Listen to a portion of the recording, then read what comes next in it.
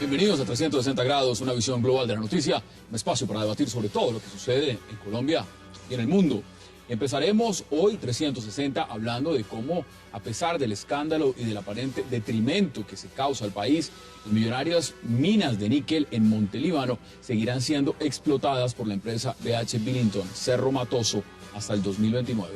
El Consejo de Estado dio su visto bueno para que la nación renegocie el contrato de explotación en busca de mejores condiciones económicas. Sin embargo, expertos vaticinan que nada cambiará y que Cerro Matoso seguirá golpeando a las arcas nacionales. ¿Qué tan malo o bueno es prorrogar este contrato para explotar níquel? Esta noche lo debatiremos aquí en 360 grados. Y el domingo 7 de octubre hay elecciones presidenciales en Venezuela. Un acontecimiento político fundamental, no solo para ese país, sino para toda América Latina, donde estaría a punto de llegar a fin un proyecto político que empezó en 1999 y que el mundo entero llama el chavismo. Algunos sondeos dan como empatados al presidente Hugo Chávez con su rival opositor Enrique Capriles Radonsky. ¿Deben apostar entonces los venezolanos por el socialismo del siglo XXI o apostar por el futuro que promete Capriles? Esta noche lo debatiremos aquí en 360. No se vayan, en minutos aquí con nuestros invitados.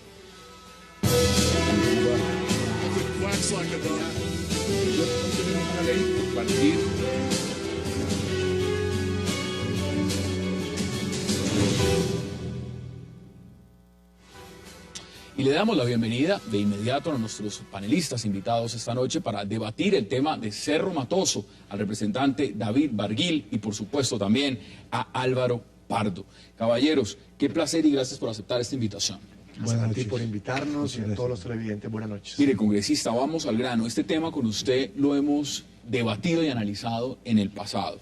¿Qué pasó?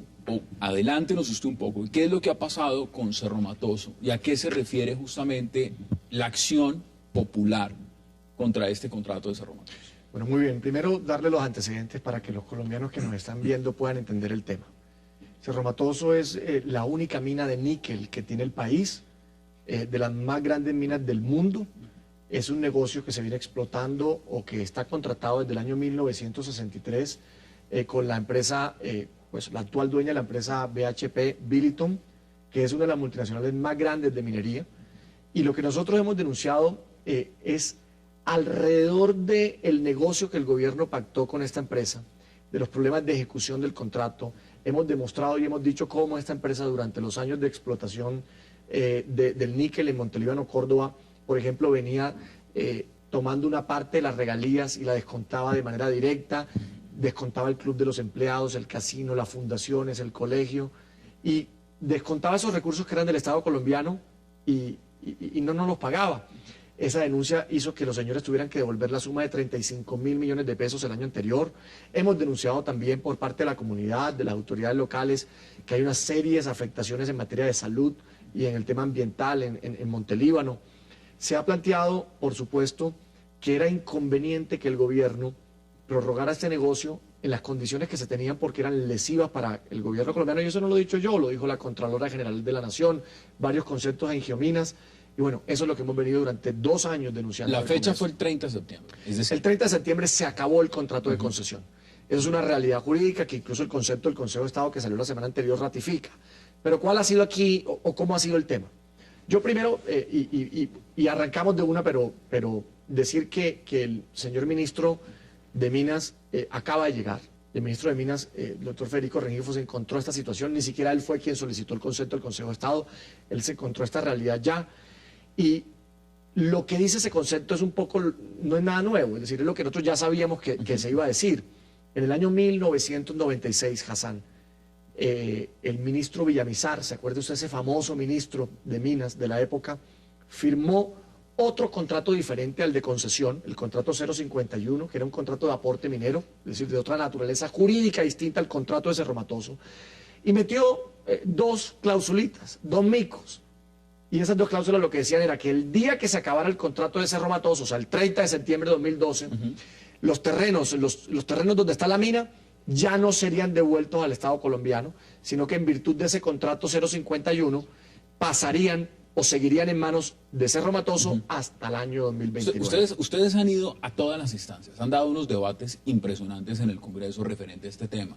Ahora, se lo quiero preguntar también, Álvaro, bienvenido, porque usted también ha estado en los debates del Congreso. Y acá hay un tema sobre una filosofía, dicen quienes están, como ustedes, en contra de la renovación de este contrato en las condiciones en que se está dando. Y es una filosofía de no hay que estar felices porque se está adjudicando a multinacionales extranjeras prácticamente de manera que no es rentable para el Estado este tipo de contratación y mucho menos en el campo minero, que se está considerando una nueva vía en la economía colombiana. ¿Cómo ve usted este punto? Bueno, ese contrato realmente rompe con una tradición de esos viejos contratos que se hicieron en los cuales se buscaba que fueran únicamente 30 años y que a los 30 años revirtieran el Estado, porque el Estado tenía la idea de industrializar el país, de sustituir de importaciones. Después de 30 años ya se habrían descubierto las reservas que habían, se había capacitado mano de obra colombiana para poder manejar una empresa de estas. Entonces hoy es un día triste para el país, es un día triste para los colombianos, porque la riqueza única que tenemos en níquel, que está en este municipio, en Montelíbano, fue entregado a una multinacional en muy precarias condiciones por los próximos o hasta el 2029 con posibilidad de prorrogar por 15 años más. Y eso lo que demuestra es un poco la estrategia que tienen todas estas compañías con respecto a los recursos naturales, no solamente del país, sino todos los países que tienen un gobierno débil y una legislación laxa, y es poder tener el control de largo plazo de los minerales del país, ¿cierto? Eso es lo que este es un debate que se ha invitado a las partes. La otra parte no ha querido venir. Uno se preguntaría por qué, si es un tema de argumentación, si es un tema de tiempo. Realmente lo que está pasando en Cerro Matoso es una coyuntura que, vuelvo y lo repito, ustedes lo han puesto en la palestra pública en todos los escenarios, porque sí, han estado en los medios, en todos los medios, han hablado en el Congreso. ¿Por qué entonces esto no se ha llevado o el gobierno en la medida no ha querido acatar lo que ustedes están diciendo? No, mire, la posición del gobierno es una posición muy compleja, también hay que salirlo a decir aquí. El gobierno, el actual gobierno, porque recuerde que ese contrato que está amarrando el contrato hasta el 2029, se firmó en el año 1996. El gobierno se encuentra un hecho cumplido, y es que la concesión por un lado se acababa el 30 de septiembre, pero por el otro había otro contrato, ese contrato 051 del año 96, que extendía de manera automática hasta el año 2029, eso sí en unas condiciones absolutamente lesivas, vergonzosas, que esto da dolor de patria. Por ejemplo, los bienes que cuestan alrededor de 1.3 billones de pesos y que revierten el 30 de septiembre, o sea, revirtieron ayer al Estado colombiano. El día de ayer. También por virtud de ese contrato, la segunda cláusula que le decía de los micos, dijo que no nos va a revertir, que se los queda Cerro Matoso en calidad de arriendo, pero que solo nos van a pagar el 1.25% de utilidades operacionales después de impuestos, que eso es más o menos 200 millones mensuales de bienes que cuestan 1.3 billones. Entonces yo le concluyo lo siguiente, el gobierno se encontró este hecho cumplido, situación complejísima. Yo tengo que celebrar, el ministro nos ha escuchado, nos ha atendido, y celebro que el gobierno esté empeñado en la renegociación, que esté empeñado en que esas condiciones lesivas que aquí hemos denunciado no se mantengan en el tiempo. Sin embargo, lo que queríamos era que el gobierno no quedara amarrado en virtud de ese contrato 051 y que casi que tuviéramos que rogarle a los de Cerro Matoso para que nos mejoraran las condiciones. Eso es lo que es inaceptable, lo que nosotros desde el Congreso no podemos permitir, pero que entendemos la realidad jurídica que va en contravía en ese sentido de los intereses. Aquí hay declaraciones y veamos las declaraciones del gobierno justamente frente a este tema. Cerro Matoso es la única mina de níquel que hay en Sudamérica. Quien explota Cerro Matoso son las compañías mineras más grandes del mundo.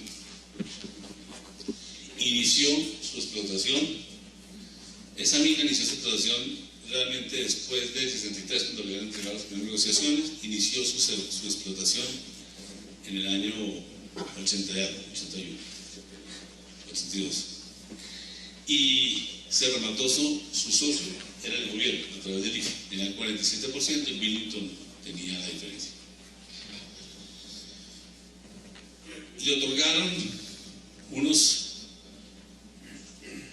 títulos, para ponerlo de alguna manera. Yo sé que aquí podríamos hablar del aporte. Le otorgaron 3 contratos. 2 pequeños, donde está además la explotación. Uno de 150 hectáreas y otro de 500 hectáreas, donde está la explotación del ferroníquel.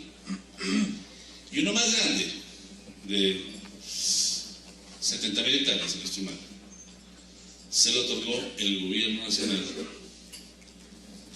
a través de Mineralco a esa empresa. Álvaro, antes de la llegada del ministro Rengifo, que fue hace poco, evidentemente estaba el ministro Cárdenas. El ministro Cárdenas también un conocedor del tema. Pero mire, ha puesto el congresista Barguil puntos sobre la mesa importantes. Le hablaba del tema de arrendamientos, hablemos de regalías. ¿Cómo va en el tema de las regalías? Es decir, explíquenos más o menos al televidente normal, seamos pragmáticos, ¿qué es lo que ha pasado? ¿Han subido, han bajado? ¿Qué ha pasado con las regalías de Cerro Matoso? No, las regalías de Cerro Matoso siguen siendo por la ley 753 del 12%. Lo que pasa, y el ministro lo reitera, que es del 12%, eso es parcialmente correcto, porque si lee un poquito más abajo, donde se establece la regalía del 12% para el níquel, se establece muy claramente que de esos 12%, 7% es regalía y 5% son compensaciones.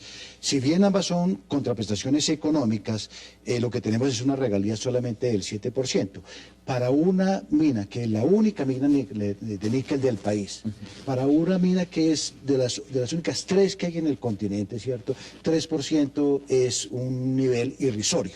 Uno debería ya estar pensando hoy en que níquel es un mineral estratégico y acordar en el Congreso un alza de las regalías que vean dos cosas. Primero, que el níquel es un mineral no renovable, que se va a empezar a agotar en cualquier momento. Y en segundo lugar, que es un mineral estratégico. No podemos seguir entregando nuestros recursos con tasas tan bajas Sí, como pero el miren, el tema de la regalía está definido por la ley.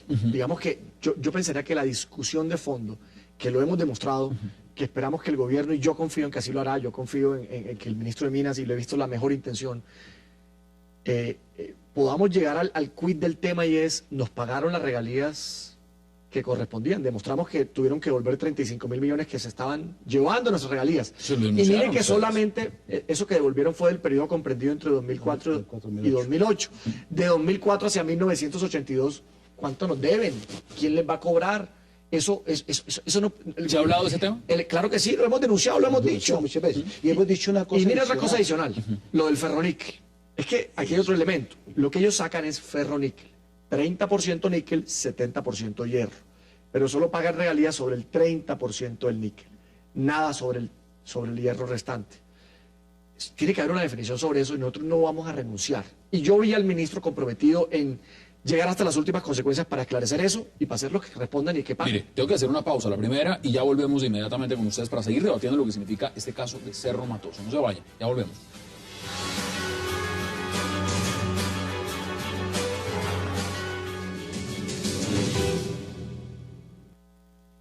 ¿Qué es lo que está en discusión? No es ese plazo, ni ese contrato. Nunca estuvo, y está afortunado que haya sido el Consejo de Estado, que no obliga y que no se le está preguntando por la legalidad de un contrato. Hoy en las discusiones que hemos tenido a través de la radio, los senadores que se han querido oponer a esto, específicamente el senador Robledo, habla de que es ilegal. Pues puede que a él le parezca ilegal, pero hasta donde vamos, la prestación de la legalidad es de ese y de todos los contratos. Y eso es la seguridad jurídica. Yo no puedo decir que es ilegal porque se me ocurre. Eso lo comprueba un juez, no el Consejo de Estado. Pero digamos, esa discusión la hago parte para decir, lo que dijo fue eso. ¿Y qué es lo que estamos discutiendo entonces? Estamos discutiendo es que las condiciones económicas con las cuales se firmó ese contrato, para que una vez que a mí me den los bienes, que son muy importantes en el caso del níquel, pero en el caso del níquel, al revés del carbono, uno no cobra la regalía en boca de mina sobre lo que sale, sino que hay un proceso para sacar el níquel. Sale ferroníquel, hay un proceso para sacar el níquel. Entonces hay que descontar unos costos y llegar al proceso de la regalía. Lo que vamos a discutir es cuánto es el contenido económico de ese contrato que tiene hoy las minas, las chiquitas, pero que son más importantes, en el contrato grande, hasta el 29. Regresamos a 360 grados. Algo importante que estábamos diciendo y que ustedes mencionaban cuando fuimos a la pausa es, esto ya es un nuevo contrato. Aquí ya hay unas nuevas reglas de juego. Desde hoy el nuevo contrato. ¿Eso qué significa? Eso significa que si mira uno hacia atrás, ya no hay nada que hacer. Pero si mira uno hacia atrás, sí habría mucho que hacer y mucho que se dejó de hacer. No es que el gobierno llegó y se encontró una situación de hecho. El ministro Cárdenas ha debido, y el Código de Minas se lo establece claramente, haber estudiado el contrato a fondo y haberlo declarado ilegal como es el caso, ¿cierto? Sin embargo, el ministro no lo hizo, prefirieron el camino del Consejo de Estado. Pero hay muchas cosas más que muestran que todos esos contratos han debido caducar. Lo que comenta el senador, ¿dónde están las regalías anteriores al 2004? Esa es una obligación legal que ha debido cumplir la compañía y que si no la cumple, esos contratos han debido caducar. Y la segunda cosa muy importante, el contrato 051 del 96, no tenemos evidencias que después de 16 años de haberlo suscrito, se haya hecho exploración. No haber rendido los informes a la autoridad minera es también un causal de caducidad. Mire, nosotros vamos aquí a entender dos escenarios, claramente. El escenario que murió ayer, el escenario del contrato de concesión, y le voy a decir algo aquí, nosotros no vamos a renunciar, Hassan, así haya vencido y terminado el contrato ya, a exigir no solo al gobierno, sino a los entes de control, al procurador, a la contralora, que revisen todo, que nos ayuden a esclarecer cuánto dejaron de pagar de regalías, si hubo o no cumplimiento de ese contrato. Y así se haya terminado, el gobierno puede hacer exigible eso que es de todos los colombianos, la regalía no prescribe. Y el debate público Entonces, está... eso por un lado, el escenario anterior. Y el escenario que nace hoy, cuando entra en vigencia, y para que los colombianos lo entiendan, no es que se firmó un nuevo contrato, no es que hubo una prórroga, no ha habido nada. Simplemente a partir de hoy entró en vigencia un contrato que firmaron en el año 1990. Mira, eso es vergonzoso.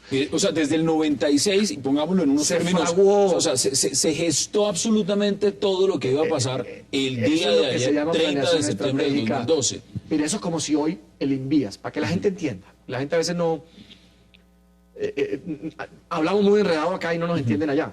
Eso es como si hoy el Invías firmara un contrato hoy diciendo que el día que se venza la concesión Bogotá-Girardot ya no se vence, sino que sigue 20 años más en las condiciones pactadas hace 7 cuando se creó la concesión. Eso es una defecio. Pero lo firmaron. Se hizo. No queda corto, y perdón interrumpirlo, congresista, entonces una acción popular. Aquí se deberían de entablar es lo único. ¿O es el único mecanismo que cabe? Es el único camino que ya nos queda, mire. Es la última instancia que ya nos queda. Y nosotros cuando nos metimos en este debate dijimos que íbamos a llegar hasta la última instancia. Es que lo decía el doctor Pardo, estos son los recursos naturales no renovables. Esto se acaba, esta es la riqueza de Colombia. Eso un día se nos va a acabar. Y nosotros vamos a llegar hasta la última instancia. Y la última instancia fue tomar la decisión, el grupo de congresistas de la Comisión Quinta, comisión que ha venido valientemente adelantando este debate, los académicos como el doctor Pardo y otros académicos que nos han acompañado, el senador Bernardo Lía, nosotros instauramos una acción popular que quedó radicada la semana anterior, haciendo lo único que podemos hacer. ¿Qué es una acción popular? Es ejercer unos derechos colectivos como ciudadanos, diciendo vamos a defender los intereses que tenemos como sociedad, para que se obligue, y que la acción popular no busca nada distinto, a que podamos llegar a la declaratoria de ilegalidad de ese contrato 051, que nosotros consideramos que es presuntamente ilegal. Lo dijo la Contralora, lo dijeron varios conceptos de la Ingeominas del año 2007, Alejandro Ordóñez, quien en ese momento era un abogado, no era el procurador, y allá queremos llegar. Pero hay un tema también y tenemos que verlo desde la otra óptica, y se los pregunto a ustedes desde la otra óptica. ¿Qué pasa frente a los que están diciendo, mire, nosotros no podemos espantar las multinacionales?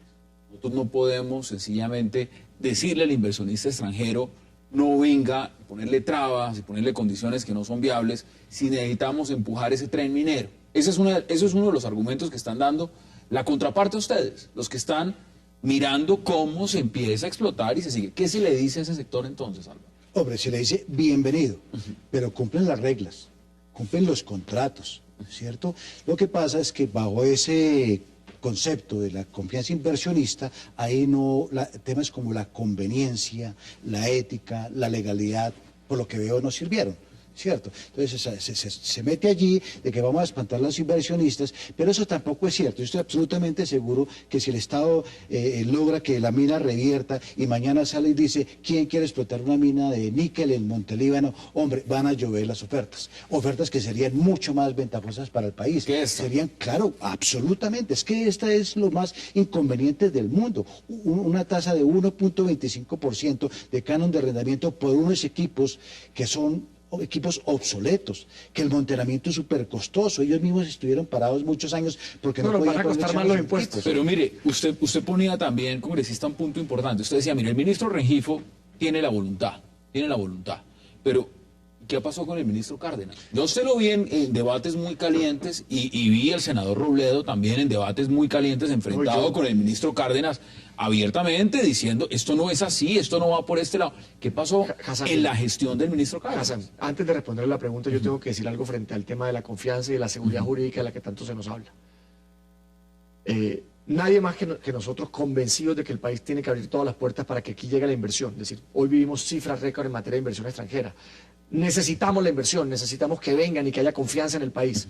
El debate tiene que centrarse es, estamos teniendo la capacidad institucional de ser contrapartes reales de esas empresas poderosas económicamente, con esa capacidad de presión, con esa capacidad de tomar, de manipular decisiones.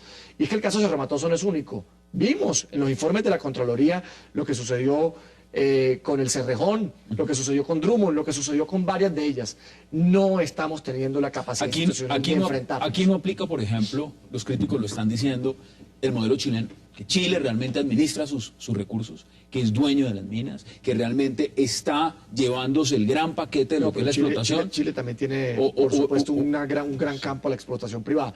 Aquí el debate no es si los privados o no vienen. Aquí el debate tiene que ser en que tenemos que tener la capacidad institucional de ponerlos en cintura en caso de que no estén cumpliendo la ley, de tener la capacidad de corregir aquello que estemos viendo que se encuentra desbordado.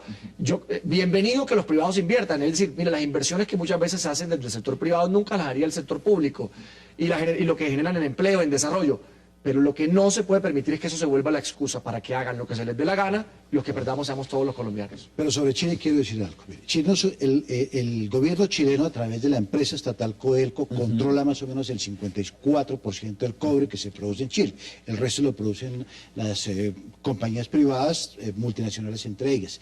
Pero Chile tiene una institucionalidad muy fuerte. Le voy a poner un ejemplo. Le acaba de ganar un pleito que la empresa Anglo American llevó incluso a cortes internacionales. ¿Cierto? Aquí se habrían muerto del susto. O sea, aquí no lo habrían hecho, no hubieran llegado a esa instancia. Aquí es lo que hacen, entonces un concepto y venga, renegociamos, y renegociamos sobre qué base. El documento, el Estado no tiene absolutamente ninguna información para renegociar en este momento las cláusulas económicas. Pero termino con Chile.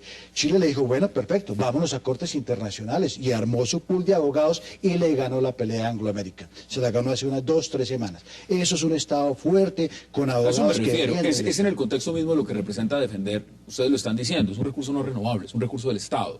Ahora, a futuro, ¿qué podemos esperar? Porque usted, lo más curioso y lo más impactante y real de lo que usted acaba de decir, es que a partir de hoy hay un nuevo contrato. Así es. Es decir, a partir de hoy ya son unas reglas nuevas.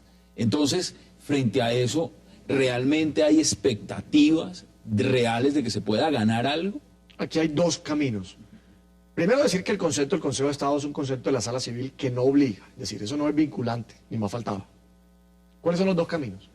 El primero de ellos es, y confiamos nosotros, que ganemos la acción popular y podamos llegar a la declaratoria de ilegalidad, de nulidad de ese contrato 051, que es un contrato que hoy tiene amarrado al Estado colombiano en unas condiciones lesivas. Esto da vergüenza, da dolor de patria realmente. Si logramos eso, el gobierno va a quedar en la libertad de poder negociar o de poder hacer con ese negocio de Cerro Matoso, de la mina, lo que quiera. Lo que decía el doctor Pardo, abrir una convocatoria, que es lo que hemos dicho nosotros, y que ese negocio, por ejemplo, nos deje los mayores réditos económicos, el mejor postor, sea quien lo administre, o el Estado se prepare para ello. Hay 30 segundos para dar su Y la segunda, que no ganemos en el escenario de la acción popular y que el gobierno haga una muy importante renegociación que va, y yo sí lo digo, tenemos que apoyarlo y acompañar al gobierno para que se haga una renegociación que permita que no nos paguen lo que nos piensan pagar, que es una vergüenza, que haya responsabilidad social empresarial, que haya claridad frente a compensaciones en la zona y que nos define muy claramente si ese impacto ambiental y de salud pública va a tener dolientes. 20 segundos para que sus conclusiones salgan de este tema. Mire, yo creo que lo que viene hacia adelante, si seguimos mirando contratos de esto, desafortunadamente esta historia se nos va a repetir. Los contratos de gran minería, la mayoría son por el estilo. Y no crecemos por el otro lado, seguimos con una institucionalidad precaria, una ley que exacerba la producción acelerada de minerales sin importar nada, ¿cierto? Y sin que el Estado tenga la información, los negociadores, nada para poder salir y dialogar y tener una negociación de verdad. Yo creo que es lamentable, vamos a seguir viendo casos como Cerro Matoso en los próximos meses. Álvaro Pardo, gracias por aceptar la invitación. Y congresista David Barguil, gracias por aceptar la invitación. Seguiremos pendientes de este tema y por supuesto supuesto, de todos los temas que tengan interés como ese tipo en la agenda nacional. Vamos a hacer una pausa porque al regreso entraremos a debatir y analizar lo que está pasando en Venezuela, las elecciones presidenciales que se darán este 7 de octubre, por supuesto ya en la recta final. No se vayan, ya regresamos con Venezuela.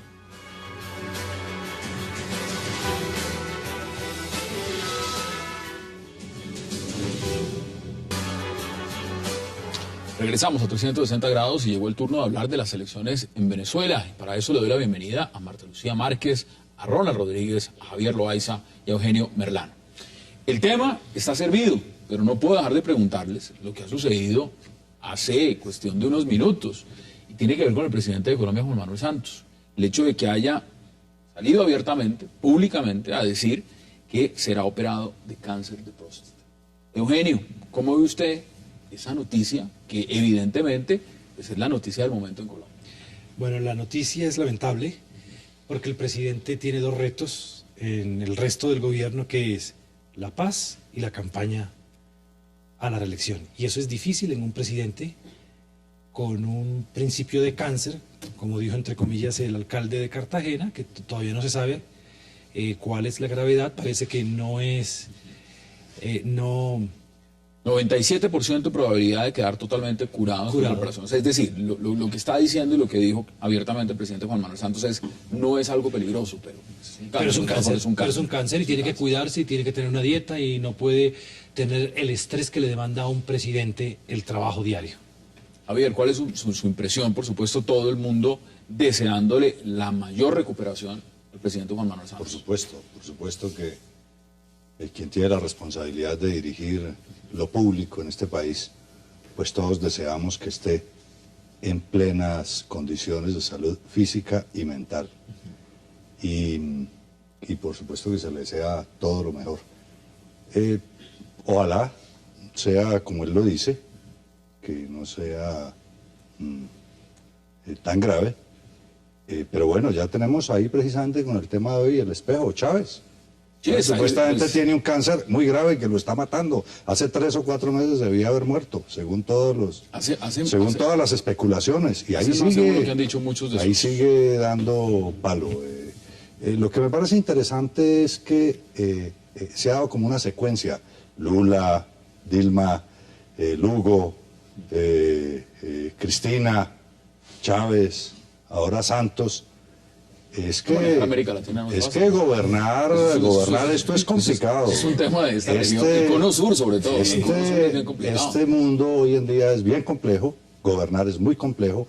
La mayoría de los políticos se preparan para hacerse elegir y no para gobernar, y luego en el ejercicio del gobierno empiezan a estar en calzas prietas. Precisamente hoy el presidente de Grecia ha dicho que el trabajo más duro del mundo es presidir Grecia. Mire, uno de los temas importantes, Marta Lucía, porque también aquí hay una coyuntura, y es que el vicepresidente en Colombia también está enfermo. Muchos han dicho entonces en quién recae la responsabilidad. Evidentemente, el debate no hay que enfocarlo tan prematuramente de esa forma, pero son coyunturas. Y Javier ponía otra coyuntura. El tema de lo que vamos a analizar en minutos, Venezuela. ¿Cómo ve usted lo del presidente Santos? Sí, bueno, evidentemente es un momento complicado. La cadena de cáncer de los presidentes latinoamericanos, inicialmente de izquierda, desmiente las hipótesis locas de que el cáncer era inducido por los Estados Unidos a los presidentes de izquierda, cuando ahora el cáncer ataca también a un presidente de centroizquierda, dicen algunos. Bueno, evidentemente en un contexto muy complicado, ¿no?, para el presidente Santos, con todos los retos que tiene, pero yo no dudo que Colombia tiene una institucionalidad fuerte para poder salir al paso a esta situación. Justamente hablando del tema de Venezuela, contrasta el manejo de la enfermedad del presidente, que sale públicamente a contar cuál es su situación de salud, frente a este velo de misterio frente a la enfermedad del presidente Chávez. Y levanta la historia clínica, dice, además queda abierta. Es decir, el que quiera averiguar sobre mi enfermedad, sobre lo que el procedimiento, sobre lo que va a pasar, pues esto queda en los libros. Bueno, es que aquí hay democracia y hay despotismo, eso es otra cosa. Ronald, ¿cuál es su impresión? De acuerdo, yo creo que lo fundamental es que este es el tratamiento que debe dar un jefe de Estado en una situación como esta. Es hacerlo de forma pública, abierta, que todos los sectores puedan tener una percepción real de cuál es su estado, cuáles son sus posibilidades de cara a mantener esa institucionalidad precisamente. Yo creo que ahí el presidente Santos ha dado un ejemplo, no solo a nuestro vecino Hugo Rafael Chávez Frías, sino también al contexto latinoamericano de cómo debe ser la transparencia de un jefe de Estado, porque su salud no es únicamente su salud es un asunto de Estado. Y es un punto valioso, lo estaban rescatando hoy y el análisis que se ha hecho, por supuesto, en los medios de comunicación indica que el manejo ha sido el apropiado. Ahora, puesto eso ya en debate y habiendo dado unas primeras impresiones, vamos a lo que vinimos, Venezuela. Y Venezuela está en la recta final. Este domingo, lo que se decide en Venezuela tiene una trascendencia importante no solo en Venezuela, sino regionalmente. Y en el mundo.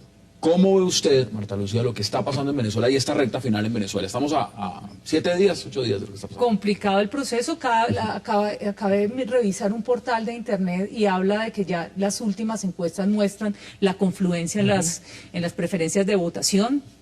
Y es un contexto muy complicado para una democracia de por sí muy... Mientras usted va hablando, veamos las imágenes de apoyo a Enrique Capriles Radonsky, las vemos ahí en este momento, multitudinaria. Es más, muchos aún hoy en día se preguntan si realmente Capriles tenía tanto apoyo, y por lo menos en Caracas, y lo que estamos viendo es un apoyo impresionante. Adelante. Sí, se habla de un empate técnico, se habla de que el número de indecisos bajó del 17% al 7%, y pues obviamente está el futuro, repito, de esa democracia muy mal evaluada.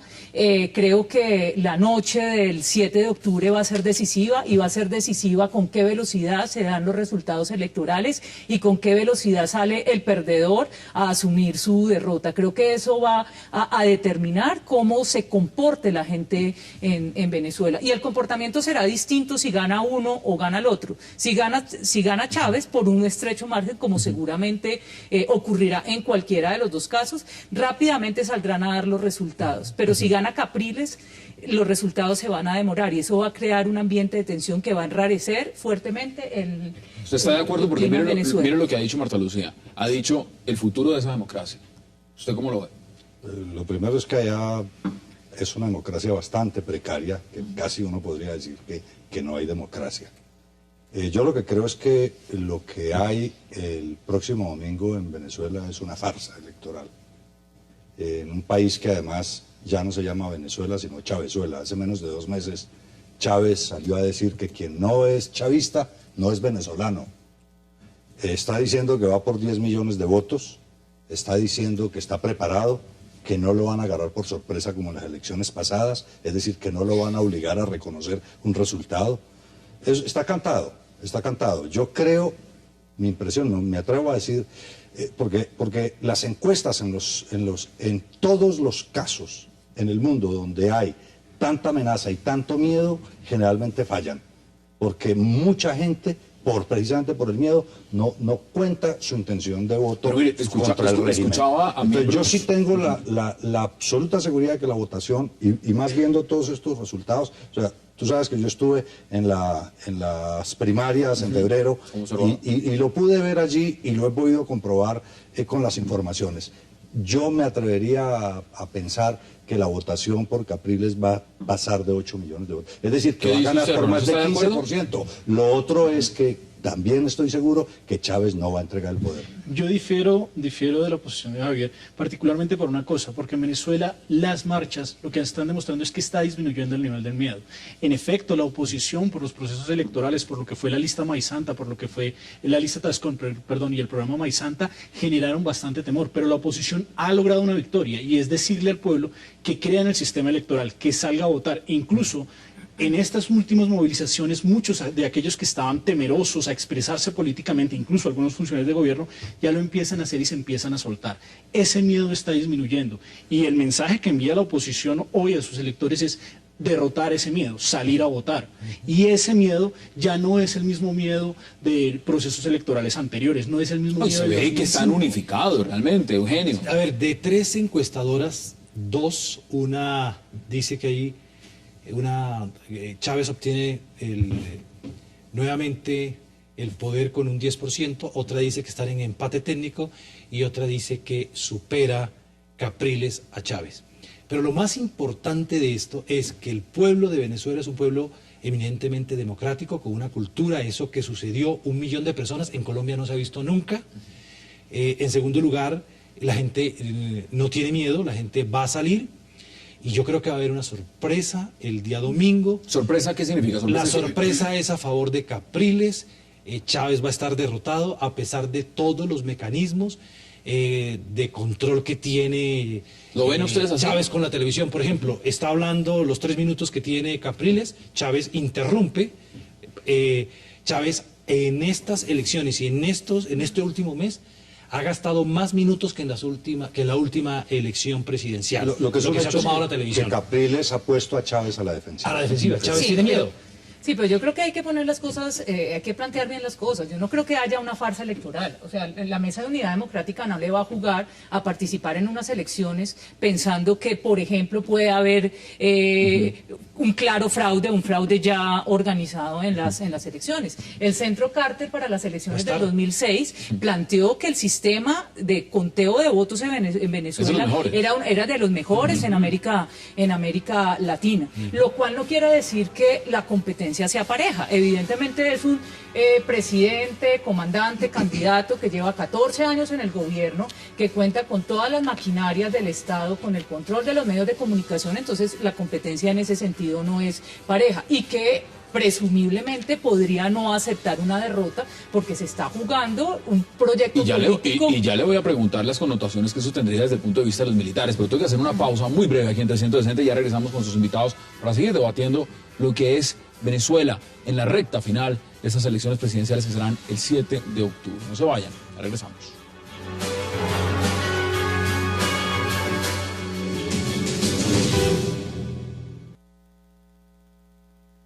Porque para pedirle la confianza a usted, uno tiene que comprometerse. Porque esto no es simplemente, como dice el gobierno, que aquí lo único que importa es su candidato. Aquí lo que importan son ustedes. Y aquí lo que importa son las soluciones a los problemas. Aquí lo que importa es que aquí haya seguridad, que no haya violencia, que haya empleo, que haya electricidad, que haya agua, que haya escuelas que funcionen, que haya carreteras que estén en buen estado, que hayan oportunidades. Lo demás es politiquería. Muchos decían que Capriles no tenía discurso y lo que se ha visto es que empieza a recoger un gran discurso, por lo menos un gran apoyo popular. Ronald, mire, las veces que hemos hablado de este tema, usted ha sido uno de los que más ha analizado desde el observatorio el tema de Venezuela, pero siempre ha enfocado diciendo el éxito social que no se le puede desconocer a la revolución bolivariana, en lo social. Uno escucha estas declaraciones de Capriles y pareciera que lo social falta mucho, que no hay agua, que no hay carreteras, que no hay seguridad. ¿Usted cómo se mantiene en esa posición o ese ámbito de lo social, esas misiones que ha puesto Chávez, realmente se le han venido para abajo y eso no está funcionando? ¿Cuál es el problema de Chávez con las misiones bolivarianas?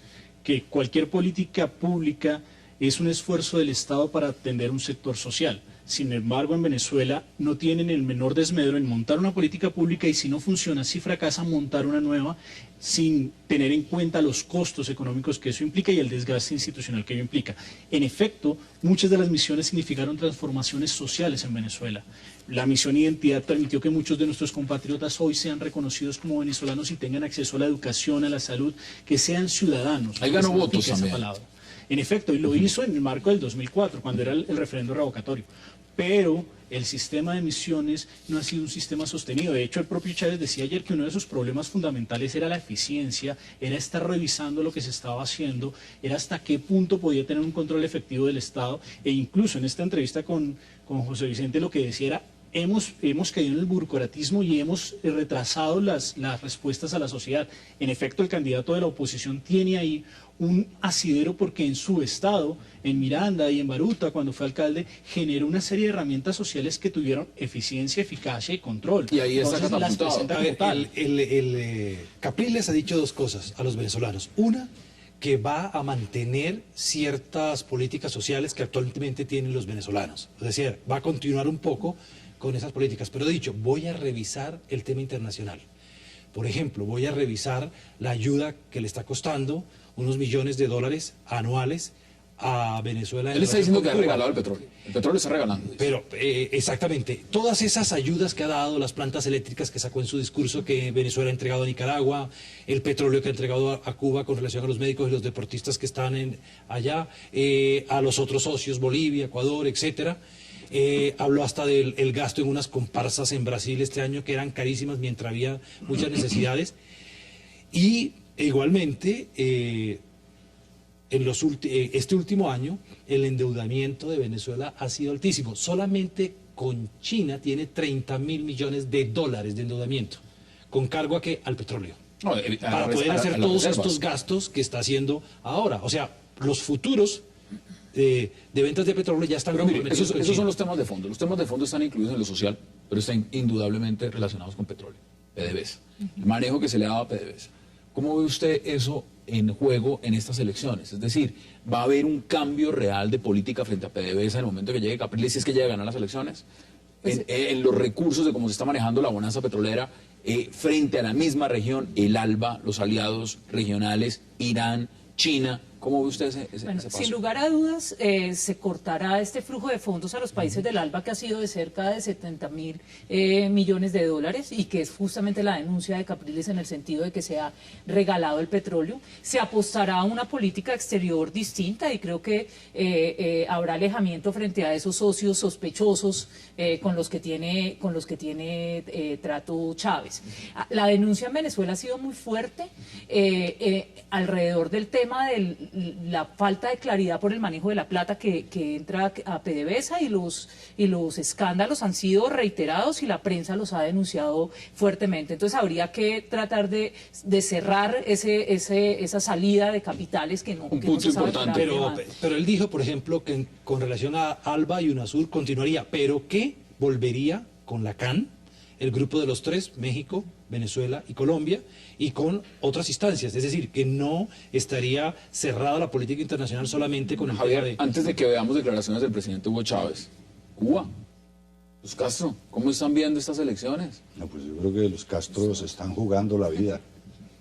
Creo que el domingo por la noche, si hay el resultado que creemos y esperamos, y encima de eso lo reconocen, y luego el año entrante le entregan el gobierno a Capriles, ¿no?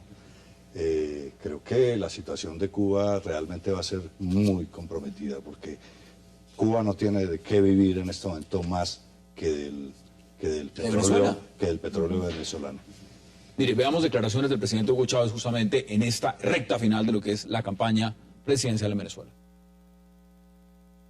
Aquí estamos solo anunciando lo que va a ocurrir el 7 de octubre. En el Zulia arrasa Chávez el 7 de octubre. En Venezuela arrasa Chávez el 7 de octubre.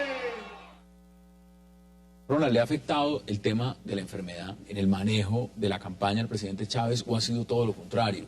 ¿Le ha servido y ha opacado durante prácticamente un año toda la agenda política de Venezuela, que se ha centrado no en los temas de fondo, sino en la enfermedad del propio presidente? ¿O si le ha afectado a la hora de hacer campaña? Sin lugar a duda le ha afectado. En Venezuela, y siempre lo he dicho, la campaña se hace ciudad a ciudad, municipio a municipio, estado a estado. Chávez logra tener la popularidad porque cuando sale de la cárcel y para la elección del 98 hace esa campaña de ir a cada uno de los lugares de Venezuela, de la Venezuela profunda, apretar la mano del elector, hacerse conocer. Ese método de campaña es un método tradicional en Venezuela, es un método que ADE siempre utilizó. De hecho, yo soy de los que considera que ADE perdía las elecciones, Acción Democrática perdía las elecciones cuando llegaba dividida, porque de resto su presencia en casi todos los lugares de Venezuela le permitía que el candidato fuese a cada uno de los hogares de los venezolanos. Sin lugar a duda, la campaña para el presidente Chávez ha significado un golpe muy alto porque no ha podido tener ese acercamiento con el pueblo al cual lo tiene acostumbrado en todos sus procesos electorales. Sí lo ha hecho Capriles. Sí lo ha hecho Capriles. 300 localidades ha visitado, dicen que ha recorrido 3 veces a Venezuela. Y si ustedes miran siempre las imágenes de televisión, encuentran a un Capriles caminando, saludando, besando, abrazando. Y miran a un Chávez recostado sobre unos descansabrazos, porque se agota. Mírenle esa cara de agotamiento que tenía ahora en el video. Efectivamente, ¿a qué está recurriendo el presidente Chávez? Está recurriendo a la televisión. Eso es lo que le está apostando toda la televisión.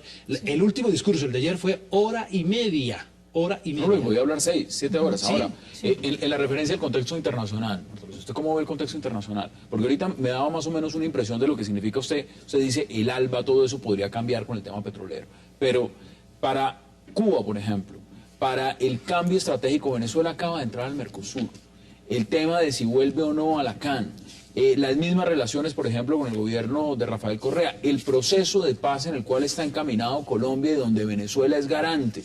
¿Usted cree que ganando Capriles eso cambia? ¿Esa agenda cambia, por ejemplo, con Colombia? Bueno, en algunos puntos sí. Evidentemente las FARC siente, con razón, ¿sí?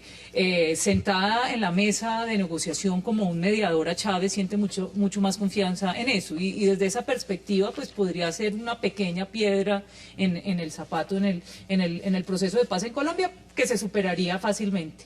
Los países del ALBA, pienso que sin lugar a dudas se verían afectadas por la reducción de Nicaragua, Nicaragua, Bolivia también, Ecuador. a pesar de que han tomado distancia de este proyecto ideológico del socialismo del siglo XXI desde hace más o menos 2 años. Pues Cuba básicamente quedaría abandonada.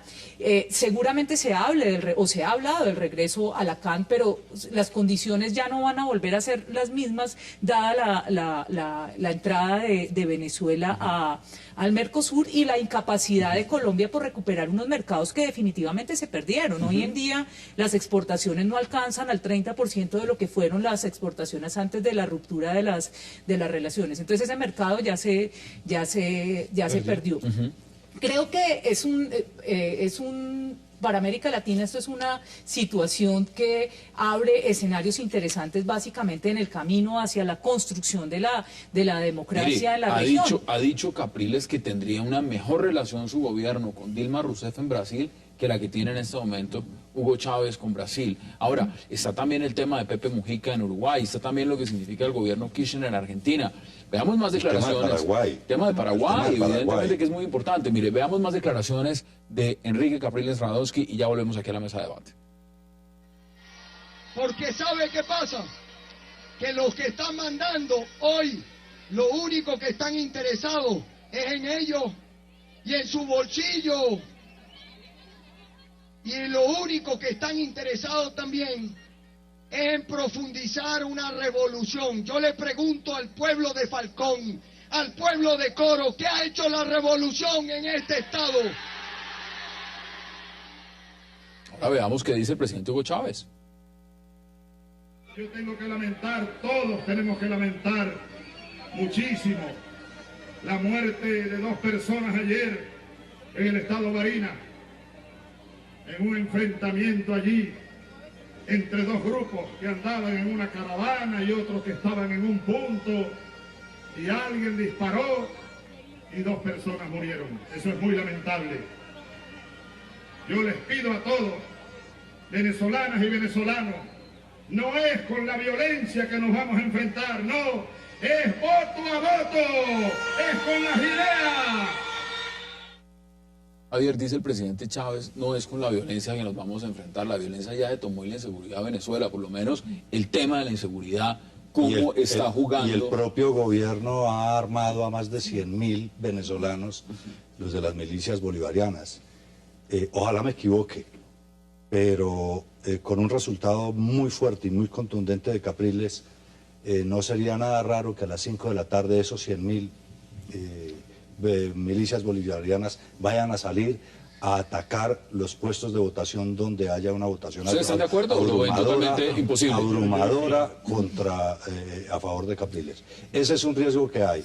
El mismo Chávez lo ha anunciado, va a haber guerra civil, si esto no... porque, o sea, la pregunta es sencilla, después de lo que ha hecho Chávez en todos estos años, no creo que esté dispuesto fácilmente a entregar. Ni él, ni toda la banda de gente que está a su alrededor. Yo difiero fundamentalmente a partir de 2 razones. La primera, Venezuela tiene altos niveles de confrontación política, pero bajos niveles de violencia. Si nos damos cuenta y hacemos un ejercicio comparativo con Colombia, pues en Colombia, en los procesos electorales hemos matado alcaldes. Y hemos tenido actores que han logrado pervertir todo el sistema político, metiendo candidatos en nuestro legislativo y haciendo presión sobre ciudadanos, desplazando y demás. En el caso venezolano se han dado casos de confrontación, en efecto se han dado muertes, pero esa violencia es sustancialmente muy inferior a la colombiana, e incluso en momentos de mayor crispación, en momentos donde el país ha estado a punto de incendiarse, los venezolanos han sabido bajarle el tono y han manejado las cosas de una forma adecuada. Yo creo que el análisis básico de este tipo de confrontación va a ser que sí, en efecto, se van a encontrar los bandos, va a haber bastante alboroto, puede que hayan algunos heridos si se llega a dar una confrontación, pero nunca, jamás será de los niveles comparables a Colombia o a otros países del continente. Tengo que hacer una pausa y ya les doy la palabra de inmediato para que puedan intervenir. Hagamos una breve pausa aquí en 360 y ya regresamos con los invitados para seguir debatiendo lo que significa la recta final de las elecciones presidenciales en Venezuela. Ya regresamos.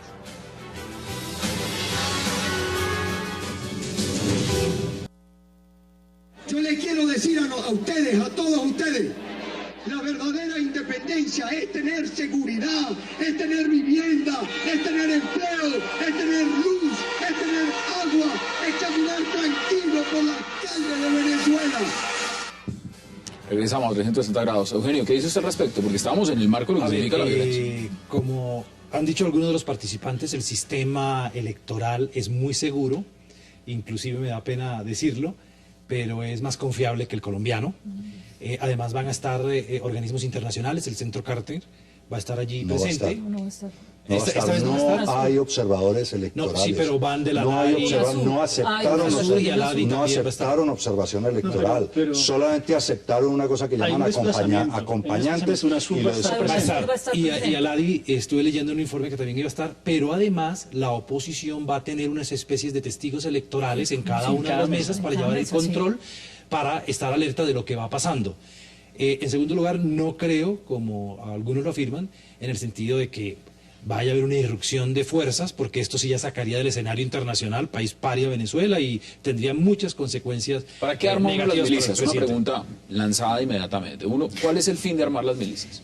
Pues, ¿es algo sencillamente armarlas esperando que no pase nada? ¿O un ataque exterior? ¿O armarlas pensando en un tema electoral? Para un ataque exterior. Eso no es esperando atacar los portaaviones norteamericanos. No, por supuesto que no, pero es el cuarto componente de la Fuerza Armada Nacional Bolivariana, ¿sí? Con el objetivo de defender el territorio venezolano bajo la hipótesis de una posible invasión de un enemigo externo que quisiera tomarse el petróleo, es decir, Estados Unidos con el pivote colombiano. Esa fue la razón de armar la milicia. Ellos no saldrían entonces en el caso de una derrota electoral.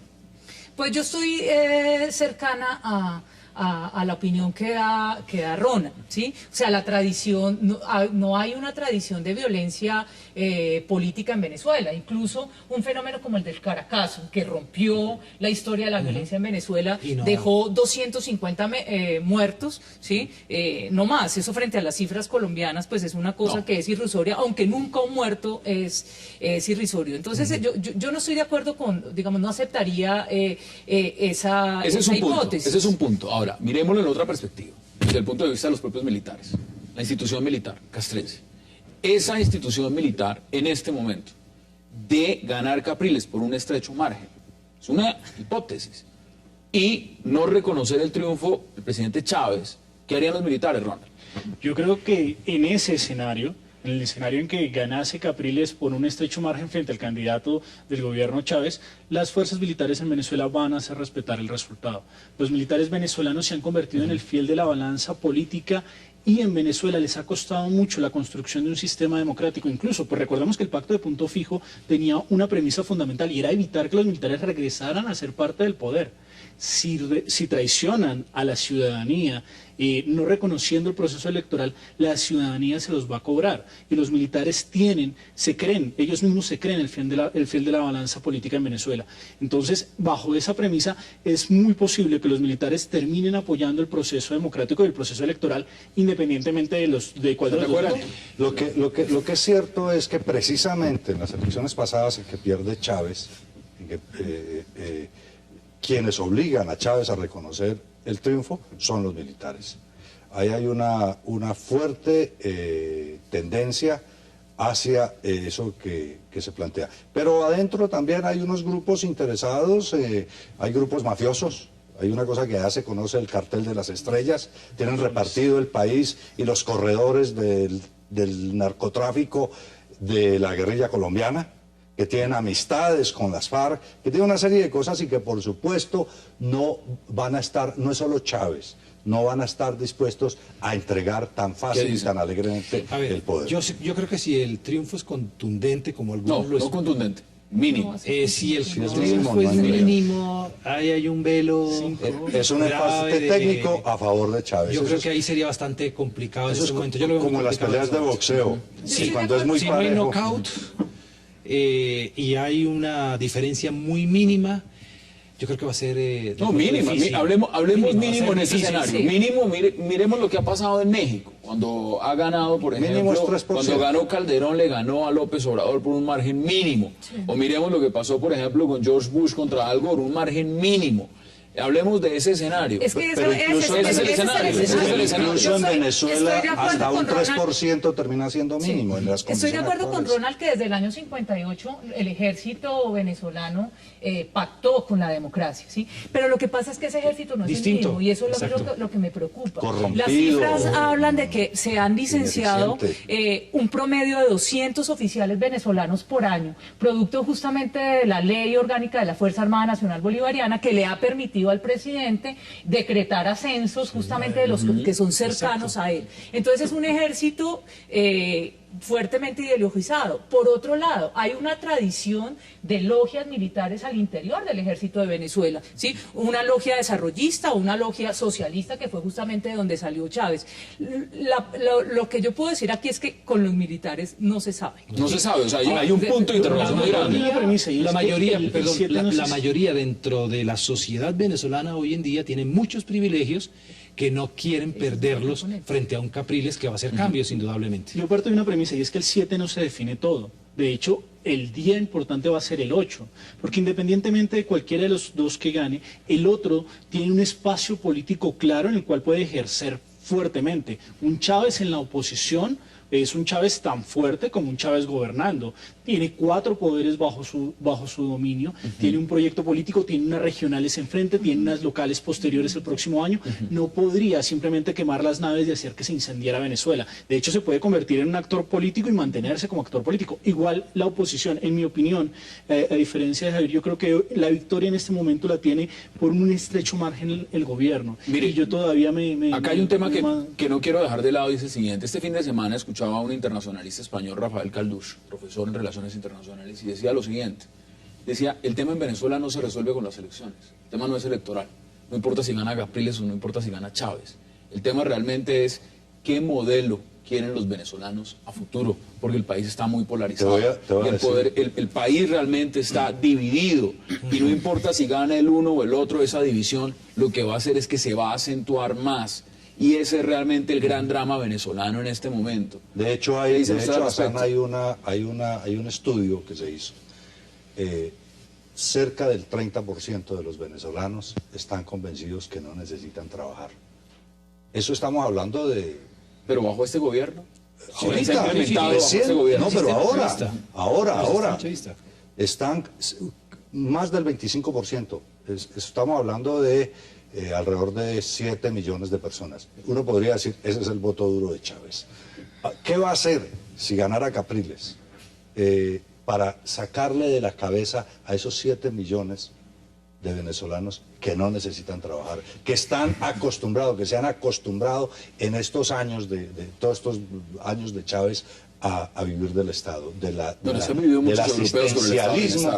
asistencialismo del gobierno Chávez? Bueno, no sé si las cifras, ¿sí? Pero lo que sí es que los venezolanos quieren un Estado mágico. Ese ha sido el Estado que se ha construido en Venezuela desde los años 20. ¿Tienen petróleo? Un trabajo muy interesante que hizo un antropólogo que se llama Fernando Coronil. Y el Estado mágico ha sido un Estado que ha funcionado bajo el capitalismo liberal o bajo yo no lo llamo socialismo del siglo XXI, sino capitalismo estatalista. Parece ser que es un contenido de cultura política de los venezolanos el esperar que el Estado les reparta la renta petrolera. Y eso en el marco de lo que significa la polarización, porque es aquí de fondo, lo que sí tenemos claro es que el país está dividido entre quienes están en la oposición y quienes militan en el chavismo. Estaba dividido en tres partes, que eran los chavistas, los antichavistas y los ninis. Ustedes lo dicen, ¿no? ustedes lo los dicen. ninis están tomando partido. El margen parece ser es muy estrecho. Frente a ese margen estrecho, gane quien gane, se puede convencer a la otra parte de vivir en un país en unidad, de construir un país en unidad, o sencillamente por un factor va a estar más fragmentado. La enfermedad de Chávez. No sabemos realmente cuál es la dimensión de la enfermedad de Chávez, pero en cualquiera de los dos escenarios, por ejemplo, gana el chavismo. Capriles no puede renunciar al liderazgo de la oposición que tanto trabajo le ha costado construir, la legitimación a través de unas primarias. ¿Por qué? Porque es que dentro de la Constitución venezolana él tiene 6 años, pero los 4 primeros años, si el presidente por alguna razón no puede ejercer el poder, el vicepresidente tiene 1 mes para llamar a nuevas elecciones. Y ante ese posible escenario, los 4 primeros años del gobierno de Chávez, Capriles siempre va a tener la posibilidad de ser el candidato de la oposición. Y eso frente a un candidato del gobierno que muy seguramente, si Chávez es consciente de una enfermedad terminal, ya debe estar preparado. En su análisis, ¿seguiría siendo Capriles el candidato a la oposición? ¿O dentro de los que pelearon con él? Esa candidatura es el único. No hay quien tenga la Él está muy fuerza. fuerte, pero volvamos al tema principal. Si gana Capriles, yo pienso que los cambios y las reformas él las tiene que hacer muy graduales, sin tocar ciertos privilegios que se han establecido y poco a poco ir haciendo los cambios de los cuales se está hablando. En eso implica, por ejemplo, coqueteo a militares, el asistencialismo no lo puede Sí. desaparecer. Sí. ¿Hay coqueteo a militares? Pero implica Claro, también por algunos supuesto, desencantos, por supuesto. implica también algunos desencantos de los más duros oposicionistas que no van a haber cambios rápidos inmediatos. Podemos ver va a tener que nadar en aguas turbulentas de una manera muy difícil. En esa estrategia podemos ver a generales chavistas enfilados en el chavismo durante los últimos años, formando parte de puestos importantes del gobierno Capriles. Sí, en este momento. Creo que sí. Yo creo que sí. Digamos que los privilegios que han ganado no los quieren perder, independientemente de quién se los provea. Chávez ha tratado de generar una relación clientelar con las Fuerzas Armadas y la mantiene, pero esta relación clientelar no se fundamenta en una cuestión ideológica, se fundamenta en unos privilegios. Si Capriles sabe manejar un equilibrio entre privilegios y el papel institucional de las Fuerzas Armadas, muy seguramente va a hacer que más de uno de estos generales que hoy hace odas al chavismo se cambie de bando y pase a representar el sistema político venezolano a través de una figura militar estatal. Eso es posible. Digamos que no son militares absolutamente adoctrinados y entregados ciegamente al chavismo por una cuestión de fe, ideología, convencidos, no. Es una cuestión absolutamente clientelar. ¿Usted está de acuerdo? Sí, en eso estoy de acuerdo, ¿sí? Como también estoy de acuerdo a lo que se hace referencia en las políticas sociales, seguirá existiendo el asistencialismo, pero seguramente las políticas se tramitarán por canales mucho más institucionales, que esa ha sido una de las grandes críticas a las misiones, las misiones dependen de la presidencia de la República y refuerzan la imagen de Chávez como el benefactor del pueblo venezolano. Yo creo que un tipo moderno como Capriles le apuntará a otro esquema. Tengo que hacer una pausa y ya le doy la palabra a Javier. La última de esta noche y ya regresamos con sus invitados para seguir analizando lo que significa la recta final de las elecciones presidenciales en Venezuela. No se vayan, ya volvemos.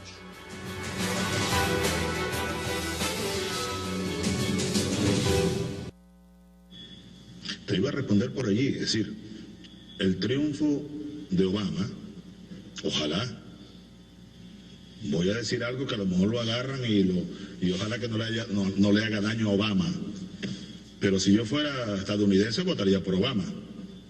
No hay una tercera opción, ¿verdad, Nicolás? Está Nicolás por allá sentado. Se va a ser titular allá. A lo mejor, seguramente. Ahora, bueno, Obama hace poco ha dicho algo muy racional y justo. Y además lo dijo, creo que fue hasta en Miami. Exactamente en Miami. Dijo, no, Venezuela no es ninguna amenaza para los intereses de los Estados Unidos. Lo dijo Obama hace poco, en plena campaña electoral. Ahora, los adversarios de Obama son la extrema derecha. Es una cosa verdaderamente irracional lo que pretende llegar a la Casa Blanca. Por eso te digo, desde el punto de vista de la realpolitik, si yo fuera estadounidense, votaría por Obama. Y yo creo que si Obama fuese de ahí de Barlovento, o de aquí, de un barrio de Caracas, votaría por Chávez. Estoy seguro. Obama es un buen tipo. Obama es un buen tipo. Ahora, él y sus circunstancias. Pero yo creo que es un buen tipo. Ahora, después de nuestro triunfo y del supuesto o probable triunfo del presidente Obama, derrota aquí a la extrema derecha, derrota allá a la extrema derecha. Ojalá nosotros pudiéramos iniciar un nuevo periodo de relacionamiento normal con el gobierno de los Estados Unidos. Yo siempre se lo he dicho a él mismo, a la señora Clinton, las veces que nos hemos visto. Una vez fue en Trinidad y Tobago y la segunda vez fue en Brasilia, cuando tomó posesión la compañera Dilma Rousseff. Bueno, el presidente Chávez no es el único que dice que votaría por Obama en un barrido de mandatarios a nivel internacional. Eugenio, mire, acá hay un tema, nos quedan 5 minutos, que son las conclusiones frente a este tema, pero referente a Colombia hay algo que es importante y tiene que ver con el proceso de paz, porque de una u otra manera Enrique Capriles ha dicho, por ejemplo, que le va a entregar al presidente Santos la lista de los secuestrados venezolanos que tiene FARC. Es claro que el tema de miembros de FARC en Venezuela está ahí. ¿Eso cómo puede jugar la balanza entre uno y otro? ¿Cuál es su análisis ahí? Bueno, en principio, si Capriles triunfa, el presidente Santos inmediatamente cambia de posición y busca un aliado. ¿Quiénes serían perdedores? Las FARC, por supuesto, los narcotraficantes que están en territorio venezolano y los grupos subversivos, y a nivel internacional, Rusia, Bielorrusia, China, Siria, Irán, y todos los amigos, Irán y todos los amigos que están allí. Pero le cambia, un triunfo de Capriles, le cambia el ajedrez al presidente Santos en el tema de la paz en Colombia. Eso sí está seguro. ¿Qué dice usted al respecto brevemente en 40 segundos? No, yo creo igual. Yo creo que incluso creo que el negocio de las FARC y de Chávez en el proceso de paz de Santos es buenísimo. Ya Chávez dijo que estaba dispuesto a jugarse lo que fuera. Yo quiero ver qué hace en semana y media, si llegara a perder. Eso, ¿qué diría Timochenko Granda si gana Capriles? Pues creo que se meten en problemas serios, en serio, porque según se ha dicho aquí, hay muchos de ellos allá en Venezuela, y claro, van a tener unos meses, casi 6 meses, ¿no? 4 meses, mientras entrega Chávez, si es que entrega, porque creo, insisto, aquí primero, que efectivamente gane Capriles, que los cuenten sus votos, que los reconozcan y además de eso, que le entreguen el poder. Y luego, cómo hacer un gobierno de transición. Las condiciones son bien complejas. ¿Cuál es su análisis? Sí, las FARC pierden a alguien cercano en la mesa, ¿sí? Que la noticia de esta semana fue que Chávez se reunió 8 horas con Timochenko en La Habana para hablar sobre el proceso de paz. Entonces creo que eso puede afectar. Y obviamente la política de Capriles será de cero tolerancia, lo cual no quiere decir que erradica... con Timochenko reuniéndose para hablar del tema del proceso de paz. No, por supuesto que no, lo cual no quiere decir que no pueda asumir una posición de mediador, pero habrá seguramente cero tolerancia, lo cual no quiere decir que se quiten el problema de la guerrilla en una frontera tan porosa como es la frontera colombo-venezolana. O sea que el problema seguirá. En mi opinión, pues Capriles, una eventual victoria de Capriles, pues va a tratar de mantener una relación de Estado. Venezuela juega un papel fundamental e incluso si fuese lo suficientemente hábil, delegaría al propio Chávez para ser parte de la negociación y así sacarlo del terreno político nacional, que sería una muy buena estrategia para alejarlo de esa oposición dura. Sin embargo, pues seamos realistas, hasta el momento las condiciones dan a pensar que va a ganar Chávez por un estrecho margen. Por primera vez no va a ganar por estos abultados 20%. Chávez estaba acostumbrado a ganar el 30, 22, 25% de diferencia con los otros candidatos. Yo creo que lo que va a pasar es que va a ganar por un estrecho margen y eso va a hacer que las fuerzas políticas tengan que buscar puntos de convergencia. Se dice, gana Chávez por estrecho margen. Por estrecho margen. Y durante esta semana seguiremos viendo el análisis. Usted dice, ¿gana quién? Gana Chávez por estrecho margen. Chávez por estrecho margen. Yo creo que gana Capriles, pero el resultado final declarado es a favor de Chávez. Yo creo que gana Capriles y va a haber una sorpresa muy favorable para él, con una votación excelente. Como está esta mesa, está Venezuela. De unos dicen que gana Chávez en un estrecho margen y del otro que gana Capriles. Eugenio Berlano, gracias por aceptar la invitación. Javier Loaiza, gracias por aceptar la invitación también. Marta Lucía Márquez, gracias por aceptar la invitación. Gracias por la invitación. Y Ronald Rodríguez, gracias por aceptar la invitación. Y a ustedes, gracias por acompañarnos. Tenemos una cita mañana para seguir debatiendo la agenda política de Colombia y, por supuesto, del mundo, con todas las posiciones, aquí en Cable Noticias. Hasta una próxima oportunidad.